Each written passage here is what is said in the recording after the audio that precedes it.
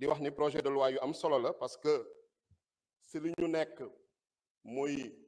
agenda national de transformation la vision Sénégal 2050 la principale bataille c'est la bataille du financement donc pour que ñu mën a atteindre les objectifs que le gouvernement s'est fixé en 2029 et pour cela il faut que ñu am benn système financier ba nga xam ne day doon un système financier performant un système financier de qualité et un système financier équitable et juste je pense que collègues yi revenir nañ ci problème yu nga xam ne ñoo ngi usagers yi ñoo ngi koy jànkonteel ak banques yi ak établissement de microfinance yi duñ ci delluwaat jafe-jafe yi bëri na te am nañu yaakaar ni loi yi ñu jël dinañu indi en partie des solutions yoo xam ne surtout si problème yu jëmee yoo xam ne si responsabilité banque yi la ak établissement de microfinance wax nañu observatoire de la qualité des services financiers il faut que ñu gën ko dooleel gën ko mu gën a jege usagers yi gën a jege citoyens yi pour saisine yi mën a yomb procédures yi tamit mën a yomb jox ko tamit ay moyens yu doy pour protéger les usagers des banques parce que gis nañu tamit am na un certain déséquilibre entre les banques d'un côté ak clients yi suñu bëgg exercer leurs droits déjà la premier obstacle bi c'est l'information donc ils sont généralement sous-informés ensuite même s'ils sont informés dañuy am jafe-jafe pour mën a exercer seen droits yi donc il y a une asymétrie à ce niveau-là mais il faudrait rééquilibrer aussi également à ce niveau-là maintenant am na loo xam ne tamit soo lebee da nga war a fay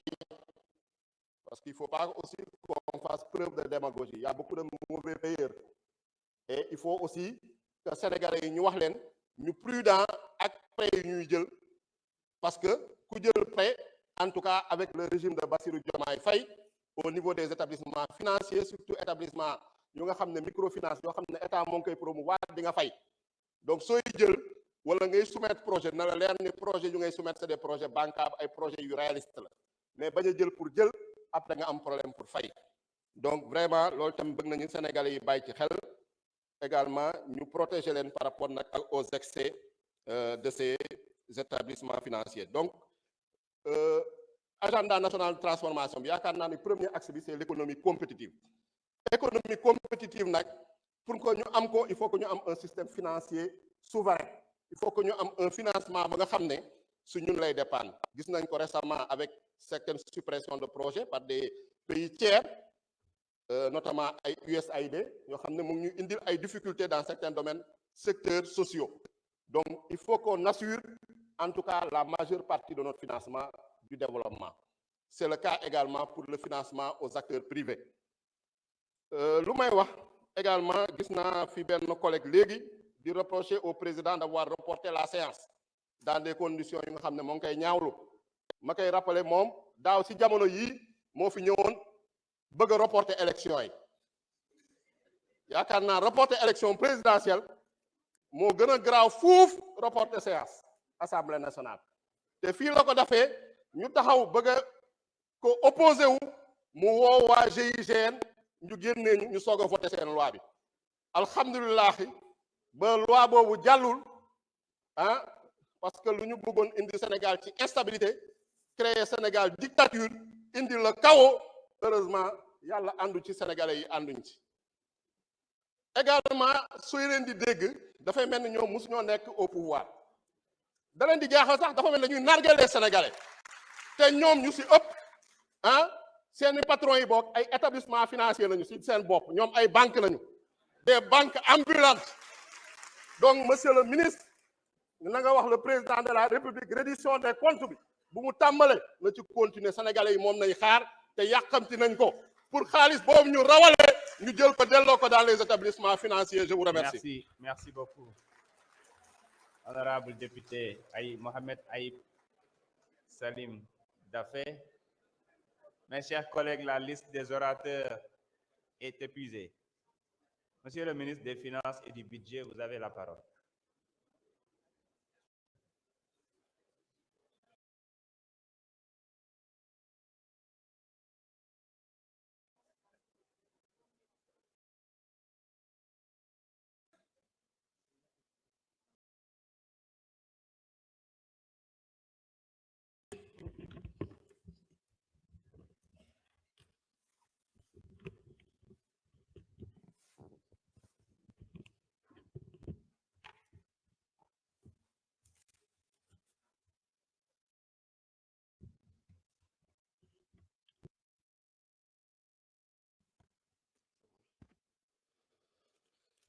Merci beaucoup, Monsieur le Président.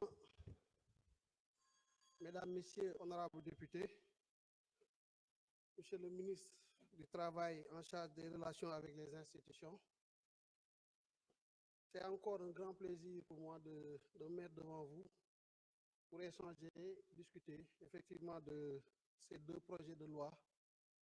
qui sont à l'étude depuis la semaine dernière auprès de la représentation nationale.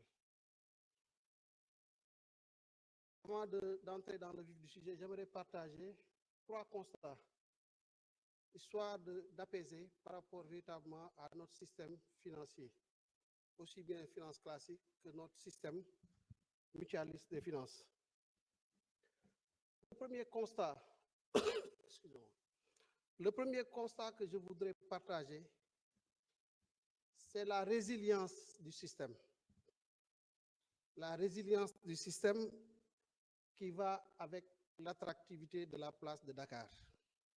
C'est très important de le dire parce qu'il y a beaucoup d'inquiétudes qui ont été soulevées. C'est normal, nous sommes dans un dispositif évolutif, nous sommes dans une matière complexe, dans une matière qui est organisée, qui est régulée par l'autorité nationale, certainement, mais en relation aussi avec une autorité qui se situe à un niveau un peu plus élevé, puisque nous sommes dans un cadre monétaire intégré. Donc, il est important véritablement de partager un peu cela. La résilience et l'attractivité de la place de Dakar, c'est aussi les dispositions qui sont prises dans le cadre effectivement du Conseil des ministres de l'UEMOA, puisque c'est une instance qui aide et qui accompagne et qui observe et qui essaie à chaque fois que de besoin de mettre les textes que nous avons en norme par rapport à l'évolution véritablement des systèmes financiers. Ce Conseil des ministres, au courant de l'année 2023, a amené, en tout cas le marché financier régional, les banques notamment, à renforcer leur capital. Donc une capitalisation qui a été améliorée dans le souci d'arriver au deuxième constat, qui est le soutien à l'économie. Donc, au cours de l'année 2023, effectivement, entre 2023 et 2024, le système banquier de la sous-région, du Sénégal en particulier, a connu un renforcement de capital de l'ordre de 207 milliards, ce qui a permis, comme je le disais tout à l'heure, d'arriver à ce deuxième niveau de constat qui est lié effectivement au soutien du système bancaire à l'économie nationale. Le troisième constat que je voulais partager, c'est le dynamisme du secteur de la microfinance. La microfinance a commencé de manière timorée, timide, avec les difficultés qu'elle a, avec le contexte qui est le sien, mais qui a évolué et qui grandit, avec aujourd'hui un nombre d'adhérents de plus de 4 millions,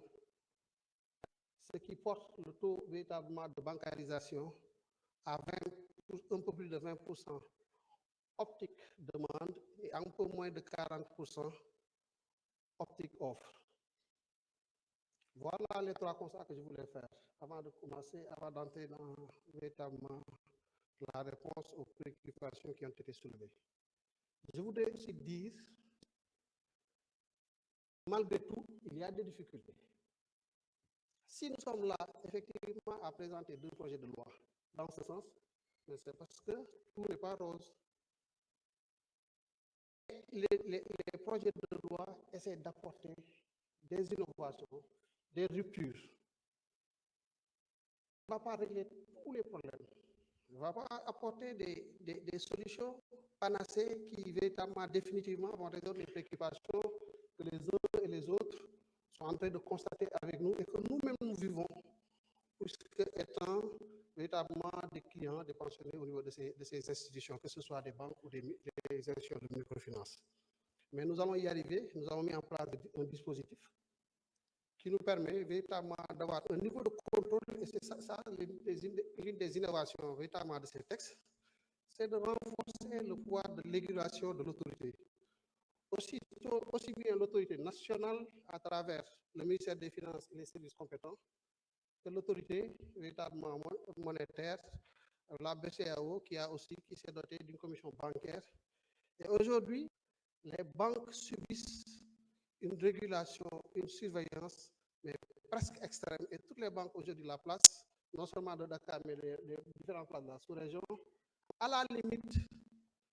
limite se plaignent véritablement de ce dispositif de surveillance. Au niveau du Sénégal, nous avons avec le ministère des Finances la DMC, qui est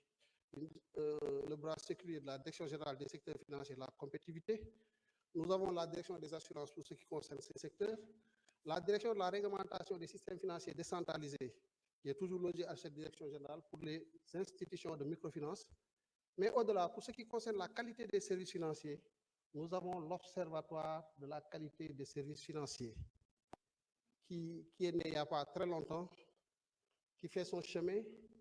qui arrive tant bien que mal, même s'il n'a pas encore toutes les réponses aux différentes préoccupations qui sont soulevées, mais qui, je crois,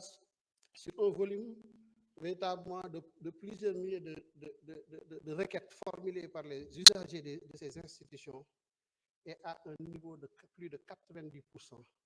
de satisfaction de traitement de ces préoccupations-là, à travers un dispositif de médiation qui est mis en place. Alors, pour ne pas être reproché, ne pas donner des réponses à certaines préoccupations, le temps n'est pas très long. Et si on veut faire des commentaires, on va certainement passer à côté de certaines questions qui sont certainement importantes. Nous les avons recensées pour l'essentiel. Je ne donnerai pas forcément le nom de député, mais pour l'essentiel, toutes les préoccupations autour desquelles se retrouvent les différents intervenants, nous allons essayer de les balayer. Chacun se retrouvera dans ces questions-là. Et si le temps ne nous le permet pas, nous ferons une grille, une matrice où on mettra toutes les réponses qu'on mettra à la disposition des honorables députés que vous êtes. Je disais en commission le vendredi que la Direction générale du secteur financier et de la compétitivité, qui est aussi notre bras pour ces questions-là, est à votre disposition. Et j'ai instruit le directeur général d'organiser le plus rapidement, en relation avec le président de la commission des finances et du contrôle budgétaire, un séminaire. Vous réfléchirez sur les modalités, qui sera totalement pris en charge par le ministère pour vous aider davantage à nous aider, nous, à faire le travail qui est le nôtre. Pourquoi nous avons besoin de votre aide? Parce que vous êtes des relais qui travaillent auprès des populations. Et avec cette proximité-là qui vous permet très rapidement de nous faire remonter certaines préoccupations, afin que, véritablement, comme l'a suggéré l'honorable député Aïssa Sall, que nous puissions aussi jouer le rôle qui est le nôtre auprès du Conseil des ministres et porter les véritables préoccupations que nous devons porter à ce niveau-là. Parce que les textes sont appelés à être évolutifs. Et s'il y a des préoccupations véritablement qui nécessitent qu'ils soient portés à ce niveau-là, pour que nous puissions faire le travail. Nous sommes là pour le travail, donc nous sommes ouverts à tout ce qui peut nous aider à aller de l'avant. Je vais commencer par une préoccupation posée par l'honorable député Ousmane Diop sur le taux effectif global. C'est vrai, le taux effectif global est composé de trois composantes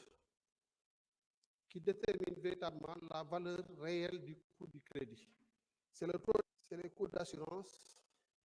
c'est les frais de notaire, c'est les frais d'acte, comme les gages. Et ce taux ne doit pas dépasser le taux d'usure,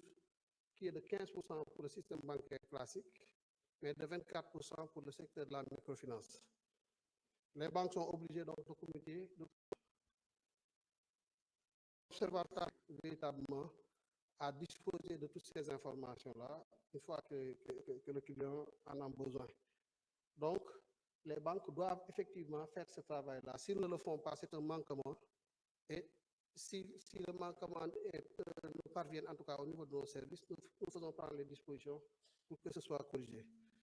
L'honorable député Ousmane Diop, toujours, qui posait le point sur la supervision des banques. En tout cas, les banques de l'espace IOMOA sont soumises à une supervision. J'ai bien dit une supervision, parce que c'est le sentiment même que les banques ont effectivement de la situation. Et elles disent que cette supervision est contraignante, mais véritablement, au niveau national, nous pouvons dire qu'elle est assurée par la DMC, la Direction de la monnaie et du crédit, qui reçoit les comptes rendus périodiques et qui a des agents assermentés pour faire le travail de contrôle. Et ce contrôle peut se faire aussi bien sur pièce que sur place. Et la Direction de la monnaie et du crédit a à côté de lui, en matière de supervision, sur certains autres aspects, la Direction générale des douanes. Et la Direction générale des douanes surveille surtout véritablement les préoccupations relativement au cadre des infractions contentieuses par rapport aux lois sur l'échange. Au niveau régional, nous avons la commission bancaire qui joue aussi ce rôle-là. Et comme vous le savez, si vous avez l'habitude de discuter avec les banquiers, ils parlent beaucoup de la COBA.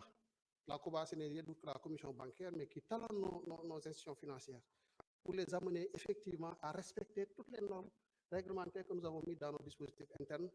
Et l'objectif in fine, c'est de permettre véritablement à ce que le déposant, le client, soit bien sécurisé, bien encadré. C'est véritablement un objectif et certainement nous allons y arriver. Par ailleurs, maintenant, s'il y a des clients qui estiment sur des aspects qu'ils ont besoin d'accompagnement, je l'ai dit tout à l'heure, l'Observatoire de la qualité des services financiers est là pour aussi accompagner. Député Thérèse Faye parlait de procédure d'agrément en qualité des IMF, laquelle procédure dure très souvent assez longtemps. Je puis vous assurer que la durée de traitement d'une demande d'agrément est naturellement de 6 mois. 3 mois au niveau du ministère des Finances. 2 pour apprécier la consistance du dossier, sa conformité